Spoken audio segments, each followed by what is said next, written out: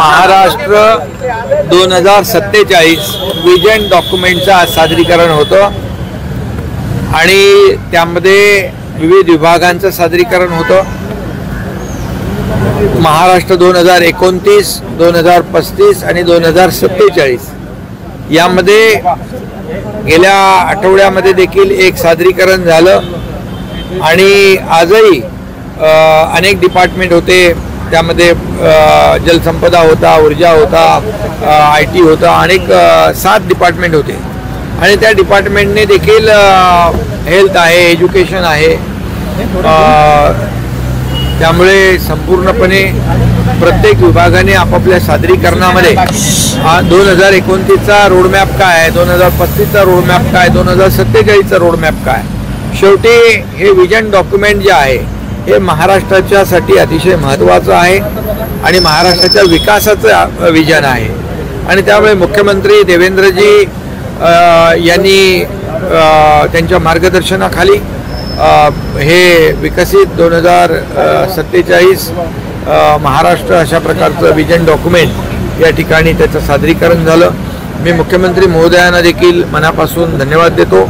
एक विजन ठेवून पुढचं भविष्यातली गरज लक्षात ठेवून आपला 2022चा आजपासूनचा 22 वर्षांनंतरचा महाराष्ट्र कसा असला पाहिजे, त्याच्या गरजा काय यावर फोकस करण्याचं काम या विजन डॉक्युमेंटमधून करण्यात आलेलं आहे.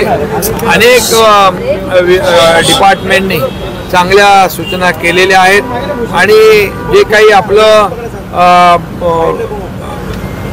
आदरणीय देशाचे प्रधानमंत्री विकसित भारत 2047 हे जे काही त्यांचं मिशन आहे, संकल्प आहे, याला हे सपोर्ट करणारं विकसित महाराष्ट्र 2047 आहे.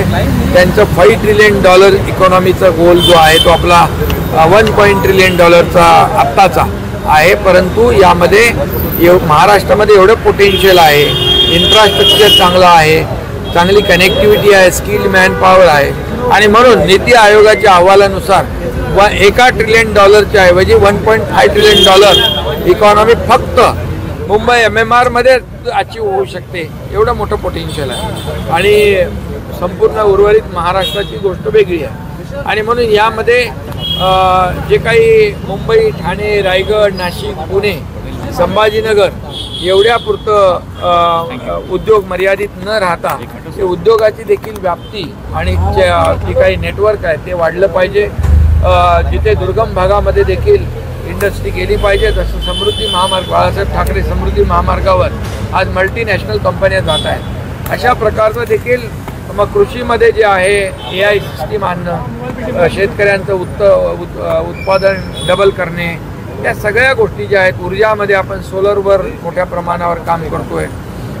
हेल्थमध्ये मोठ्या प्रमाणावर PSC अपग्रेडेशनची आवश्यकता आहे, मॉडेल स्कूलची आवश्यकता आहे, स्मार्ट स्कूलची आवश्यकता आहे.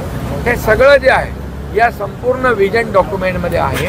मी संपूर्ण डिटेलमध्ये जाऊ इच्छित नाही, परंतु मी एवढंच सांगतो की महाराष्ट्र हे विकसित राज्य आहे आणि केंद्र सरकार देखील आदरणीय प्रधानमंत्री नरेंद्र मोदीजी यांचं देखील सहकार्य कायम आपल्याला लाभलेलं आहे.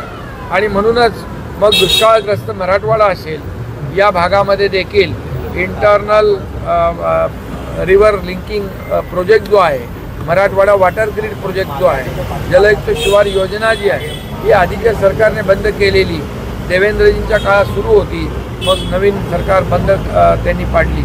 मी जेव्हा मुख्यमंत्री झालो तेव्हा पुन्हा सुरू झालं आणि आता त्याला अधिक चालना देवेंद्रजींच्या मार्गदर्शनाखाली देण्याचा प्रयत्न आहे. आणि म्हणूनच एकंदरीत जर आपण पाहिलं तर संपूर्ण जो महाराष्ट्र आहे हा महाराष्ट्र जे पोटेन्शियल आपल्याकडे आहे ते पूर्णपणे युटिलाइज झालं पाहिजे आणि त्या भागांचा विकास झाला पाहिजे. समतोल विकास म्हणजे प्रत्येक जिल्ह्याचा विकास झाला पाहिजे, ही योजना या विजन डॉक्युमेंटमध्ये आहे.